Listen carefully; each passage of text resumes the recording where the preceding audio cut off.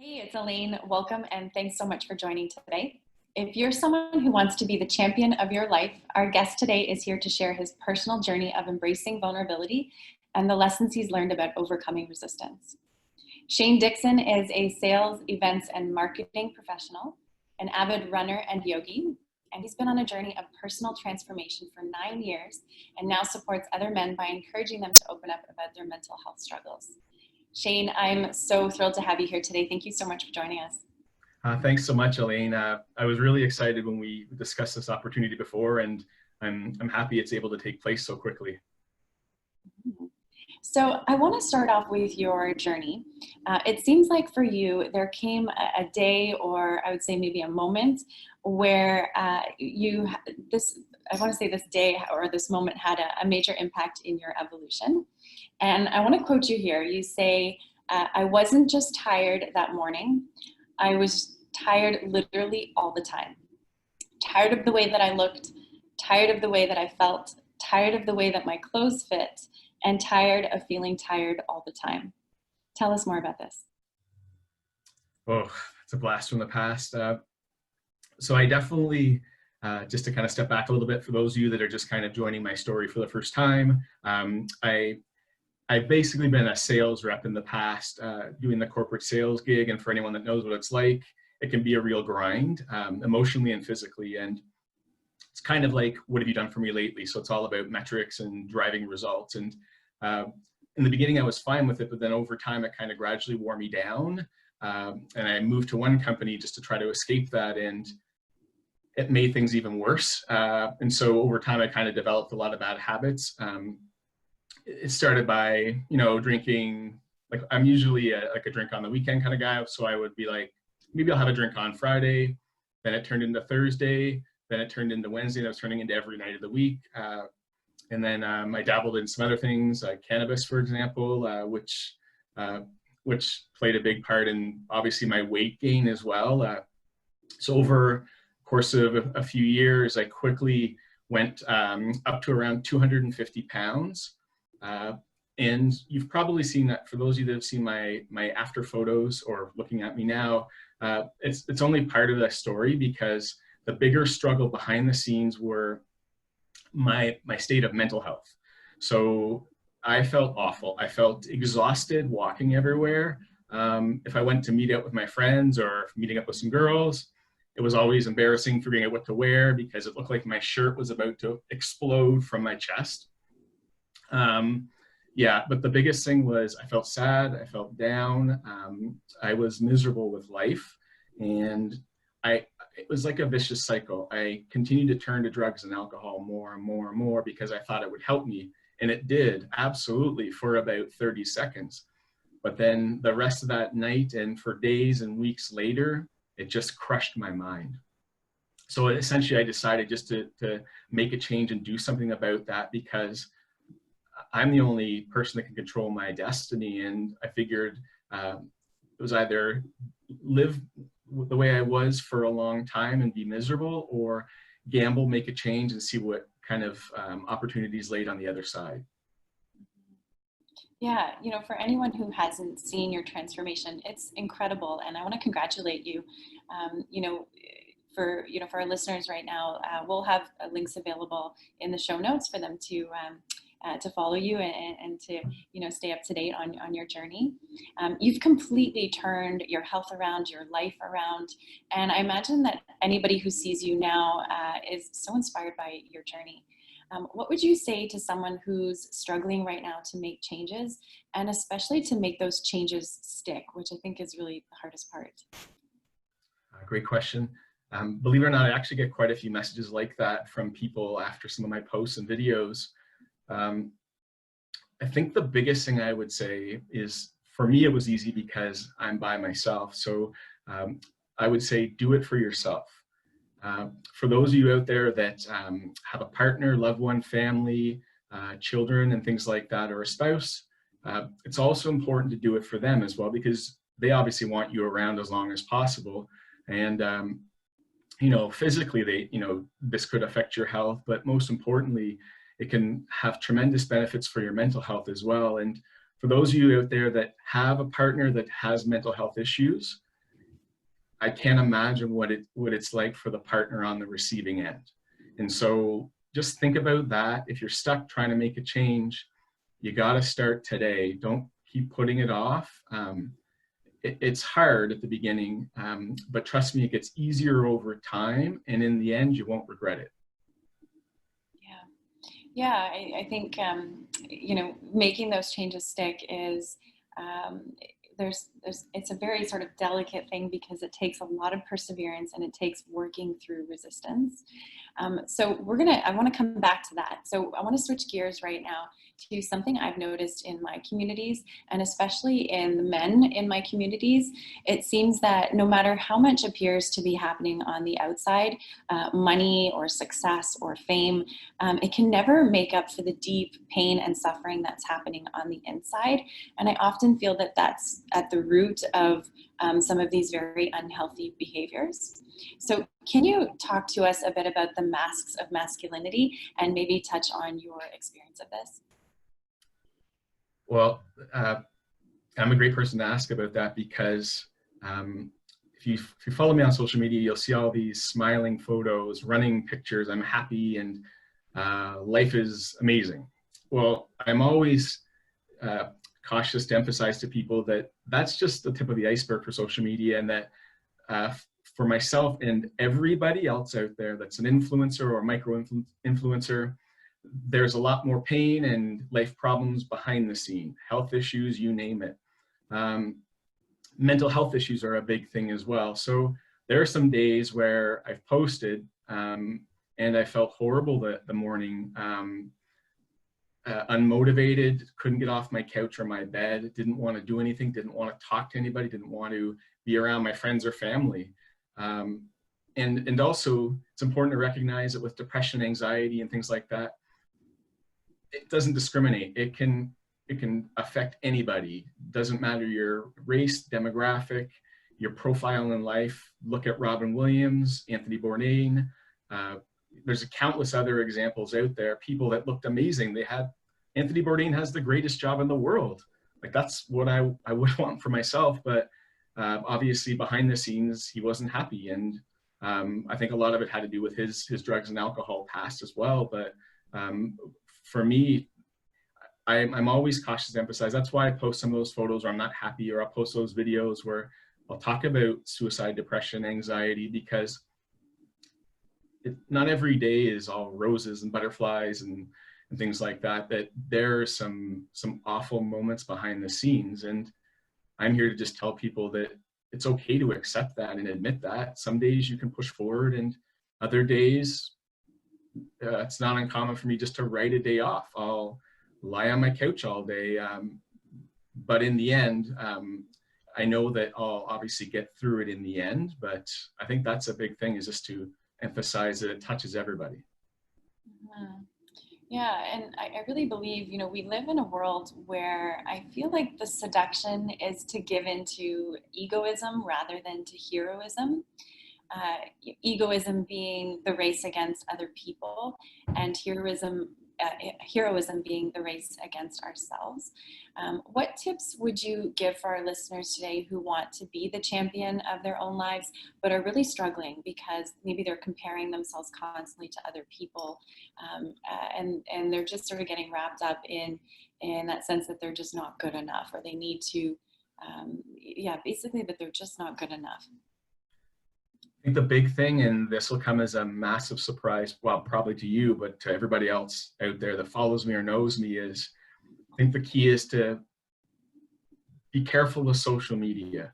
Social media is amazing. It can do wonderful things. It can bring people like myself, Elaine, together, people across the world, people that are on this conversation.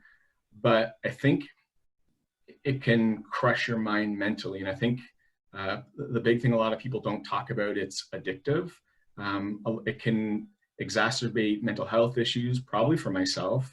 It's really tough to go on and not compare yourselves to others. So for me, for example, when I got into social media, I'd go on and I'd see men with six-pack abs, no body hair, the perfect skin, all these things. It looked amazing.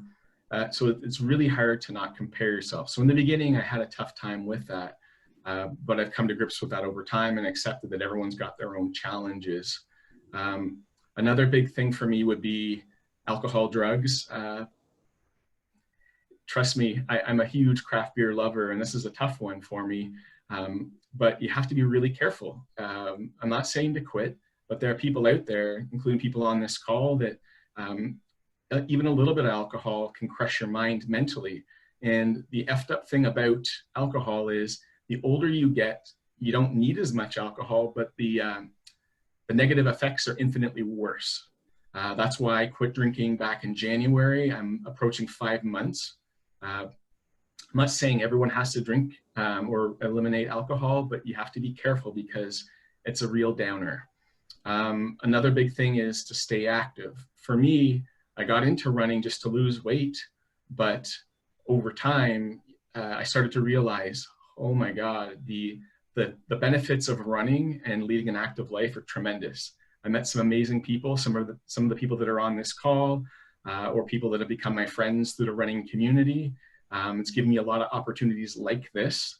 I've also started yoga as well, which is really good for my mind, my body. I'm getting older, so it's also good for my joints. It's a great complement for my running. It doesn't matter what it is you like to do, find it and do it. I talk about running almost every day in my posts. It's not for everybody. I get it. Running sucks at the beginning, but if you stick with it, it can lead to some wonderful things. If you're not a runner, go walking, go cycling. You pick up a sport, it's going to change your life if you stick with it. You'll find your own community as well. Eating healthier, avoiding junk food.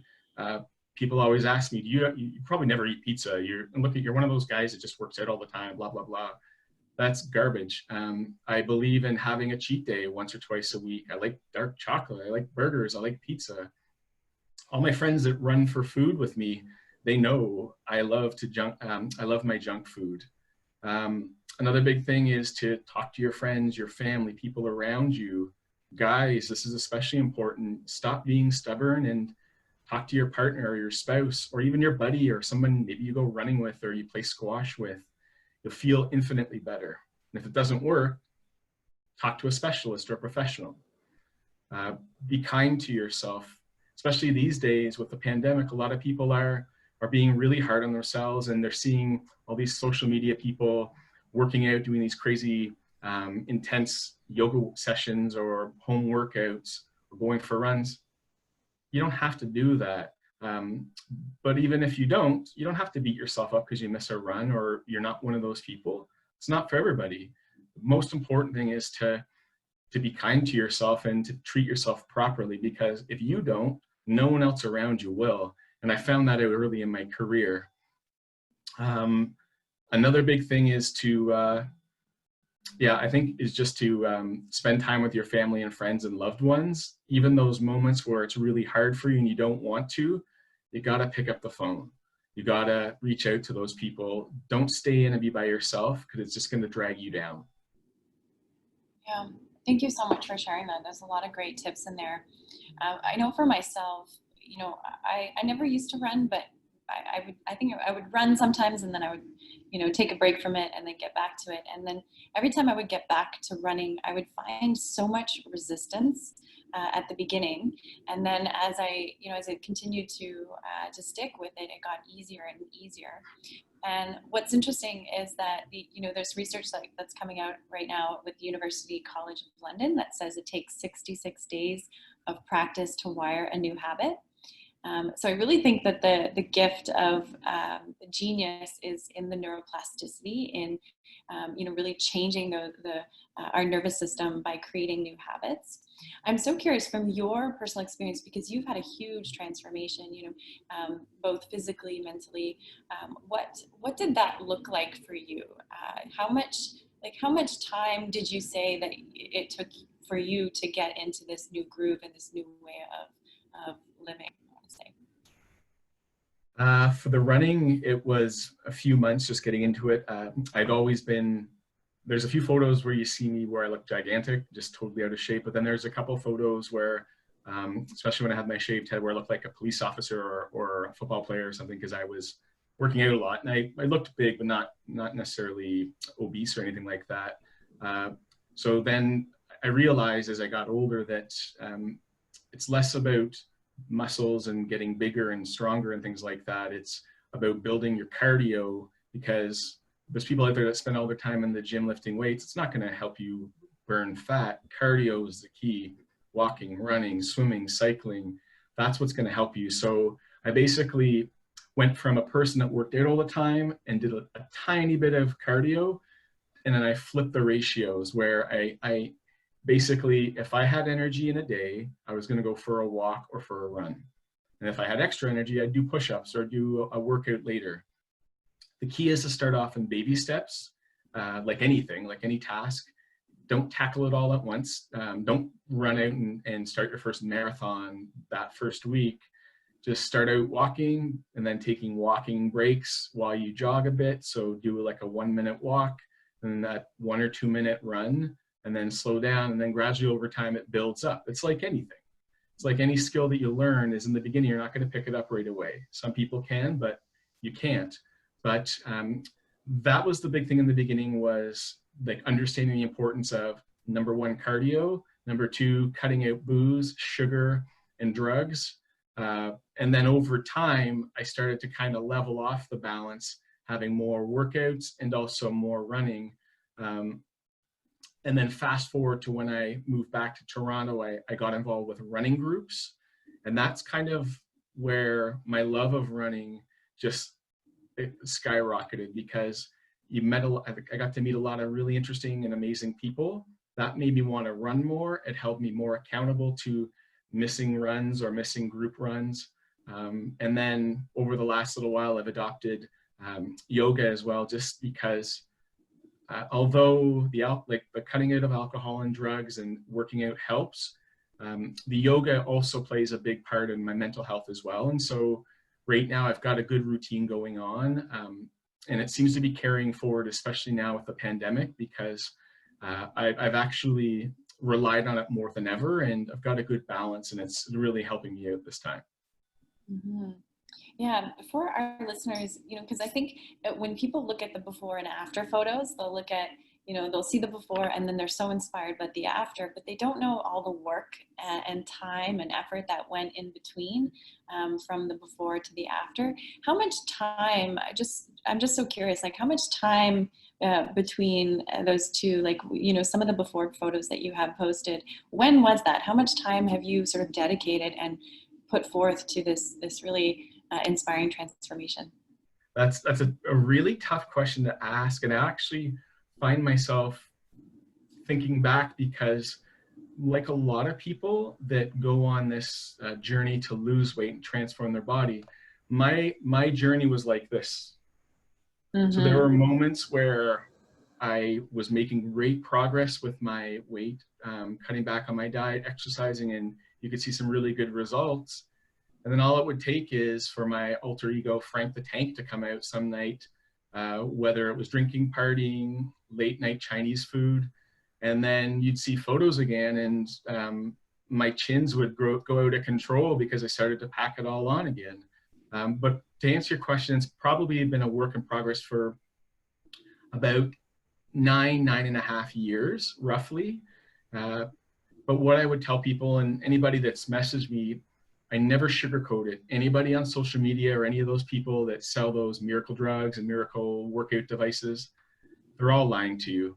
It's not easy. It's not something that happens overnight. It takes time. It takes a lot of commitment, dedication, perseverance. There are moments where I felt awesome.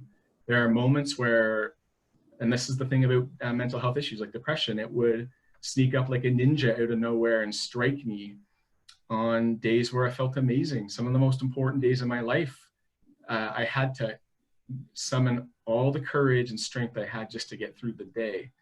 But that's what I would tell people. And I tell people that all the time, is that that's why I share those transformation stories. It's not to show off, it's to help people. And the people that are critical of those, because I have encountered that as well, they're missing the big picture. Sometimes it's jealousy, but for me, it's ultimately to help other people. And I do that by posting positive messages, upbeat, inspiring videos and posts and things like that. But I'm real, and I don't lie about how you can achieve these types of results. Mm-hmm. What would you say is the best tip or tool that you use to manage anxiety and also to manage depression? Because the two are quite different, but it seems like you've kind of bounced back and forth between the two. Like what works for you? What would you say is a tool or tip that can help manage for any of our listeners today? Well, there were some things I mentioned earlier, and they kind of can apply to this as well. Spend time with family and friends, especially now when the weather is nice.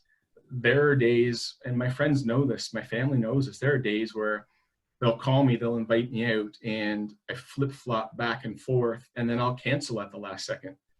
I could have tickets to Bruce Springsteen or one of my favorite artists, and then the moment I'm about to leave, I'll decide I don't want to go out. And so one tip I would say is it's really important to get yourself out. Not all the time, but sometimes you need to fight it. If you can't, if you're having problems, just tell your friends and family. Don't lie. Don't avoid their calls or messages. Be upfront. If they're your friends, they'll understand. Another big one for me, and this is something any of my friends know, or people that have came to my parties or events and things like that, I love music. And music's played a huge part in my entire life, not even throughout my transformation story, but I listen to music with everything I do. I have a little speaker that I carry around my place where if I'm cooking, cleaning, showering, eating, I have a playlist for everything. But I'm also, in the past, I've been drawn to more depressing, sad, like a lot of mellowy ballads type of music, like The National, and there are some other ones. I once liked a song called Wither, and it just was as horrible as it sounds. So what I do in this situation is if I'm feeling crappy, I put on a really fun, upbeat playlist, whether it's some of the modern stuff like Drake or Justin Timberlake or things like that, Bruno Mars, people that are upbeat. I also will put on one of my favorite playlists I've made is like a soul classics list where it's like Bill Withers' Lovely Day. There's literally, you'd have to have no soul to not move your feet or move your body when Lovely Day comes on, or Bob Marley. Music's a big thing. The same thing applies to movies or shows. Don't watch Schindler's List if you're going through a bad moment. Don't watch the movie We Need to Talk About Kevin, which you should watch. It's amazing, but it's the most depressing movie of all time. Don't watch those movies. Watch something that's funny. Watch Dave Chappelle, watch stand-up, watch you name it, Tom Segura. There's John Mulaney, Jim Gaffigan. There's so many amazing comedians out there. Watch the Seinfeld reruns, watch Friends, whatever you like. Just watch something funny and upbeat. Put on stupid movies like Step Brothers. Because it may seem weird, but a song or a movie, especially if there's like a really cool scene in the movie or something that gets you really pumped up, it can like shock your brain and have an amazing effect on your body and kind of give you a boost you might need. Sometimes what I'll do is I definitely avoid alcohol and drugs now. Another thing I'll do is maybe have a coffee. But the key ultimately comes down to being around people. It's very difficult these days because you can't, and that's why the pandemics, you've probably seen in the news, the pandemic is just crushing people and causing these crazy mental health issues, but that's to regular people.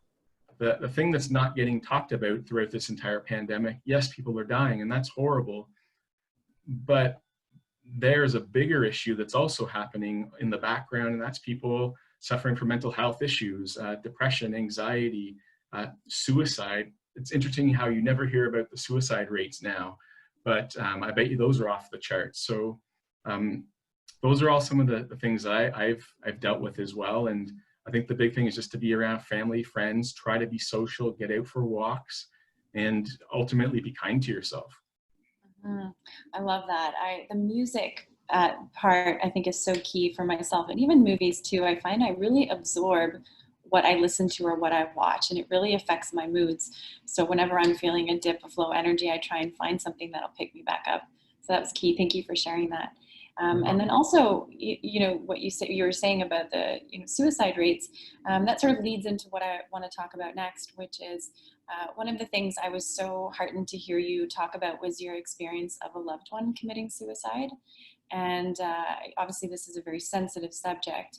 I was wondering if you could maybe tell us just a little bit about this.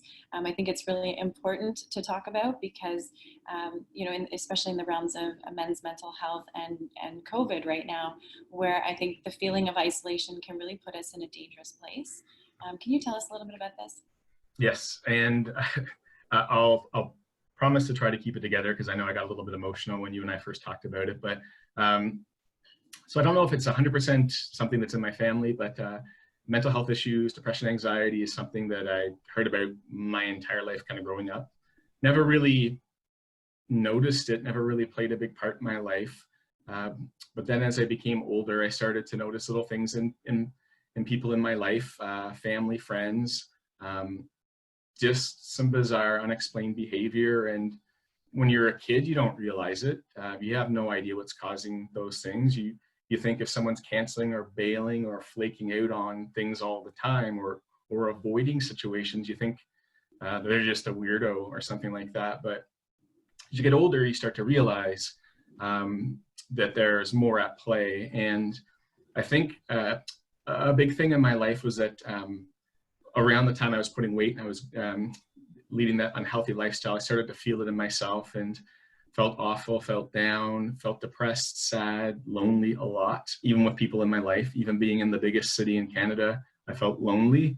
And then one of my loved ones in my life, someone I used to spend a lot of time with, we had some really fun times, some crazy boys adventures, baseball games, hockey games, TFC games as well, where we used to get together and cause some craziness. Obviously very fun, very tame stuff, but there were some shenanigans involved.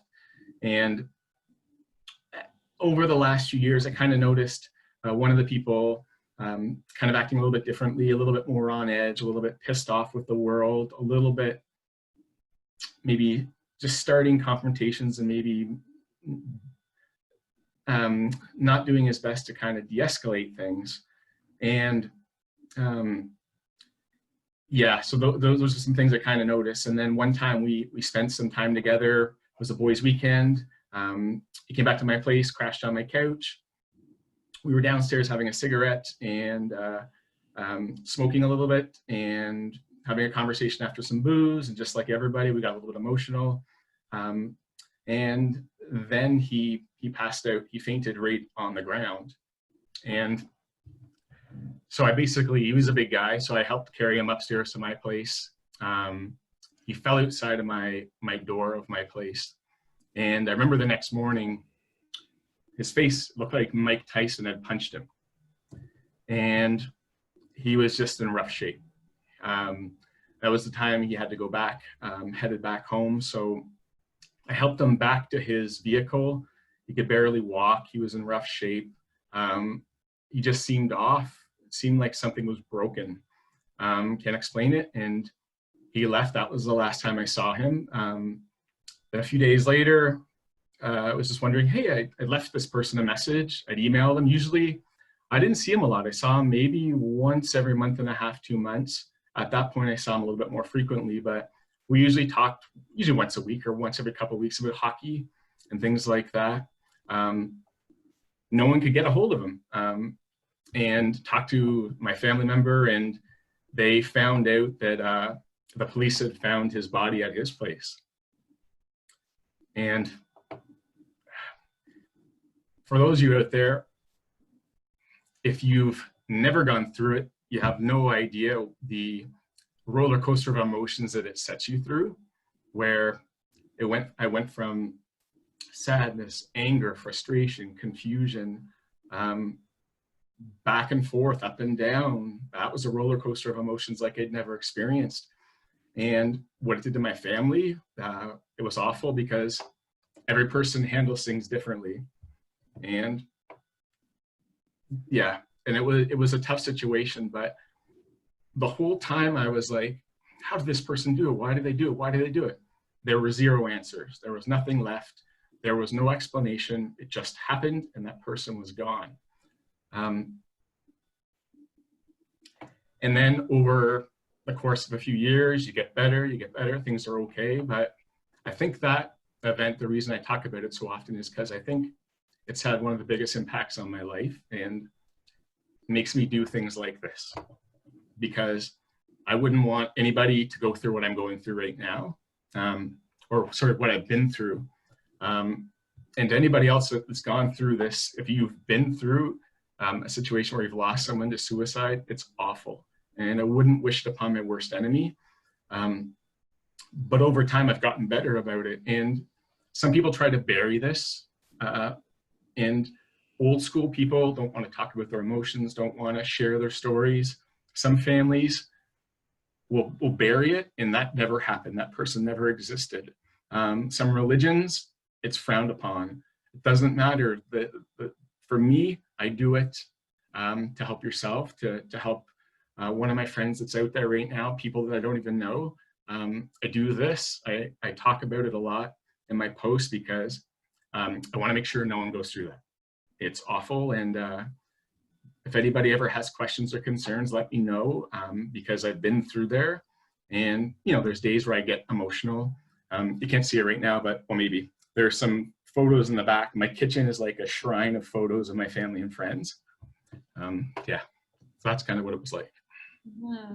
Thank you so much for sharing that, and for, No problem. you know, I think it takes a lot of courage to share, and I want to thank you so much for being so vulnerable and sharing that with us today on the chat.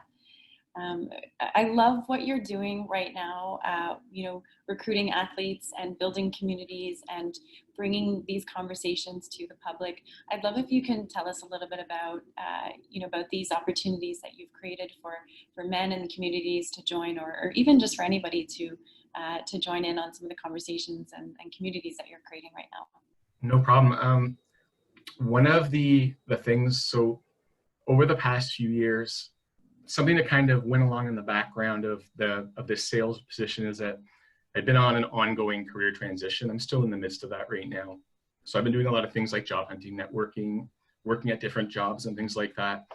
But it's interesting how good things can come out of bad situations like the pandemic or things like that. But over the last few years, it's made me uncover the fact that I've got some really awesome skills that a lot of people don't have. And so unfortunately, there are not a lot of skills I can really put on LinkedIn or a resume. It's something you kind of just have to experience. But yeah, for me, the big thing was my ability to bring people together and connect people. That's probably my number one strength. I used to think it was customer service, but it's actually bringing people together, whether it's parties, whether it's some of the events I'll talk about. I have this ability to bring such a weird collection of people together. Employees, people from Instagram, people that would normally hate each other with different political views. They all get together and they seem to mesh really well. One of the things I started doing were these, I call them Shane's Food Fun Runs, started maybe a year ago. I've lost track of dates and times now, but the concept's simple. I love food. At the time, I loved beer. I still do now, non-alcoholic, but the concept was simple. Meet up. I would pick a date, a time, blast it all over social media, maybe to some people's disapproval, but promote it online and just say, hey guys, we're meeting here at this time, this date, this location. We're gonna run 5 to 10K, sometimes more, sometimes less, and we're going to finish at this pub. And over time, it became so popular, it kind of snowballed out of control where I think I ended up doing 6 or 7 places. So we would meet, run, take goofy photos along the way, stop at Graffiti Alley, stop by the waterfront. The whole point of these runs is not about the run. It's not about the distance, the speed, how fast you are. Some people came and ran and were amazing, but super fast, and they're missing out on a bit of the fun of the group. But it's to bring people together, because there's a lot of people that are by themselves. There's people that are married, families, have pets or don't have pets or have health issues, that need to get their minds off of the crap they're dealing with.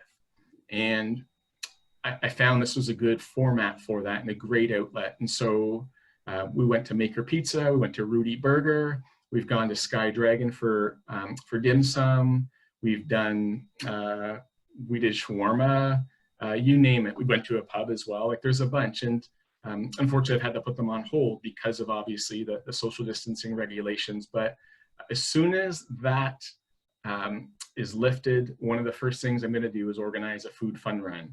And I just love seeing people together. I love taking the photos, and my favorite part is at the very end where everyone's laughing and giggling and taking photos of their truly bizarre food and just enjoying themselves. So that's one of the things I've done. So if you're interested, obviously stay tuned to my social media. You can join in on that. And then most recently, I did a poll on Instagram at the very beginning of the pandemic, just to ask if anybody else was solo or by themselves, like I am during the pandemic.